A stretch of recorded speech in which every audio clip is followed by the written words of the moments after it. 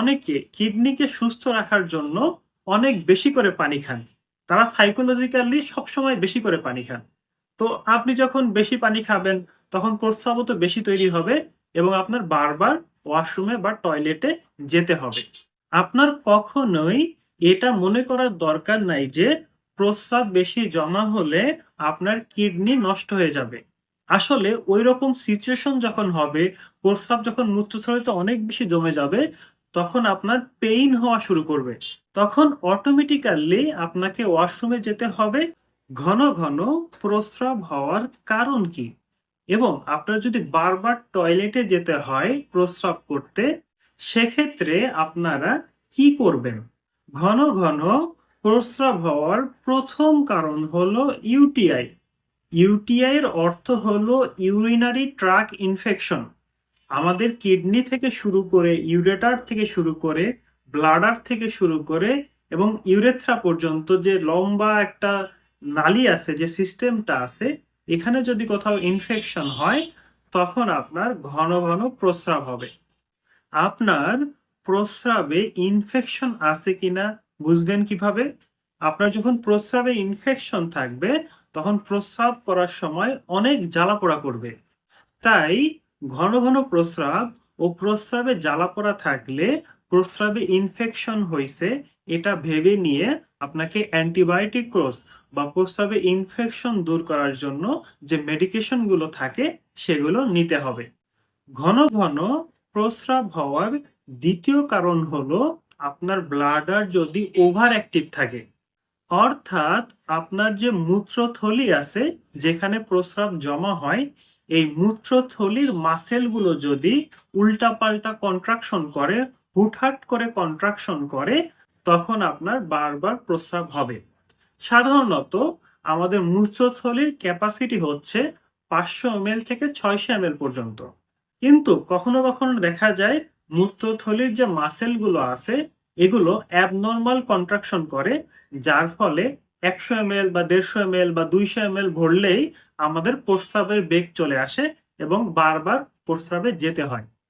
তো আপনার যদি ওভার অ্যাক্টিভ ব্লাডার থাকে সেক্ষেত্রে পিটিএনএস এই থেরাপিটা নিতে হবে। পিটিএনএস এর অর্থ হলো পারকিউটেনিয়াস টিবিয়াল নার্ভ স্টিমুলেশন। অর্থাৎ আপনার যে টিবিয়াল নার্ভ আছে পায়ে, এখানে আমরা আকুপাংচার সুই ঢুকিয়ে দিয়ে ইলেকট্রিক স্টিমুলেশন করি। এই ইলেকট্রিক স্টিমুলেশনটা টিবিয়াল নার্ভ ক্যারি করে আমাদের মূত্রথলিতে নিয়ে আসে এবং মূত্রথলি যে অ্যাবনর্মাল কন্ট্রাকশন করতেছিল, যার কারণে আপনার একটু পর পর টয়লেটে যেতে হচ্ছিল, সেটাই কিন্তু বাধা দেয়। তবে একবার দুইবার নিলে হবে না, কমপক্ষে 8 বার নিতে হবে, সপ্তাহে একবার অথবা দুইবার করে। তাহলেই ওভার অ্যাক্টিভ ব্লাডারের কারণে আপনার যে বারবার প্রস্রাবে যেতে হচ্ছিল সেখান থেকে বের হয়ে আসতে পারবেন। পুরুষদের বয়স বাড়ার সাথে সাথে বারবার প্রস্রাবে যাওয়ার সমস্যাটা তৈরি হয়। আসলে আমাদের পুরুষদের যখন বয়স বাড়তে থাকে, আমাদের যে প্রোস্টেট গ্ল্যান্ড আছে, এই প্রোস্টেট গ্ল্যান্ডটা বড় হয়ে যায়। যখন আপনার প্রোস্টেট গ্ল্যান্ডটা বড় হয়ে যাচ্ছে তখন মূত্রথলি থেকে সঠিক ফ্লোতে প্রস্রাবটা বের হয় না। অর্থাৎ আপনি যখন প্রস্রাব করতে যাবেন তখন মূত্রথলি পুরোপুরি ক্লিয়ার হয় না, যার ফলে একটু পর পরে টয়লেটে যেতে হয় এবং প্রস্রাব করতে হয়। তো যাদের বয়স 50-এর উপরে তারা অবশ্যই প্রোস্টেট চেক আপ করবেন। তাদের প্রোস্টেট ইনলার্জের কারণে আপনার ঘন ঘন প্রস্রাব হতে পারে। এছাড়া আপনি যদি অনেক অ্যাংজাইটিতে ভোগেন, অনেক টেনশন করেন এবং অনেক স্ট্রেসে থাকেন, তখনও আপনার ঘন ঘন প্রস্রাব হতে পারে। আবার অনেকে কিডনিকে সুস্থ রাখার জন্য অনেক বেশি করে পানি খান। তারা সাইকোলজিক্যালি সবসময় বেশি করে পানি খান। তো আপনি যখন বেশি পানি খাবেন তখন প্রস্রাবও তো বেশি তৈরি হবে এবং আপনার বারবার ওয়াশরুমে বা টয়লেটে যেতে হবে। ঘন ঘন প্রস্রাব হওয়ার আরেকটি কারণ হলো সাইকোলজিক্যালি। সাধারণত আমাদের মূত্রথলিতে যখন 200 ml থেকে 250 ml প্রস্রাব জমা হয় তখন আমাদের প্রস্রাবের বেগ আসে। তো অনেকে সাইকোলজিক্যালি, যারা সাধারণত কোনো কাজ করে না, সারাদিন এইটা নিয়েই পড়ে থাকে যে একটু পর পর তার ওয়াশরুমে যেতে হবে।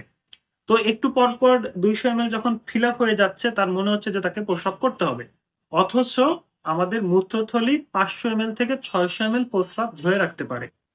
এই সাইকোলজিক্যাল টেন্ডেন্সির কারণে অনেকের বারবার ওয়াশরুমে যেতে হচ্ছে। তো যারা এরকম সাইকোলজিক্যালি কোনো কাজকর্ম করেন না, সারাক্ষণ একটা জিনিস নিয়ে ডুবে থাকেন, এই প্রস্রাবের বিষয়টা নিয়েই, তারা অন্যান্য কাজে বিজি থাকবেন এবং এটাকে আপনারা কেয়ার করবেন না। আপনার কখনোই এটা মনে করার দরকার নাই যে প্রস্রাব বেশি জমা হলে আপনার কিডনি নষ্ট হয়ে যাবে। আসলে ওই রকম সিচুয়েশন যখন হবে, প্রস্রাব যখন মূত্রথলিতে অনেক বেশি জমে যাবে, তখন আপনার পেইন হওয়া শুরু করবে। তখন অটোমেটিক্যালি আপনাকে ওয়াশরুমে যেতে হবে এবং আপনি তখন যাবেন। এছাড়া ঘন ঘন প্রস্রাব হওয়ার সবচেয়ে কমন কারণ হলো ডায়াবেটিস হওয়া, ডায়াবেটিস মেলাইটাস। ডায়াবেটিস মেলাইটাস ছাড়াও ডায়াবেটিস ইনসিপিডাসের কারণেও আপনার ঘন ঘন প্রস্রাব হতে পারে।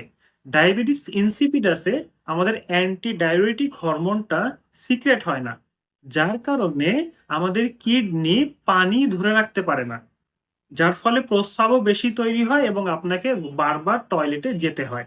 তো যারা ঘন ঘন প্রস্রাবের সমস্যায় ভুগতেছেন, আপনি মেডিকেল রিপোর্ট করুন আপনার কোথায় সমস্যা।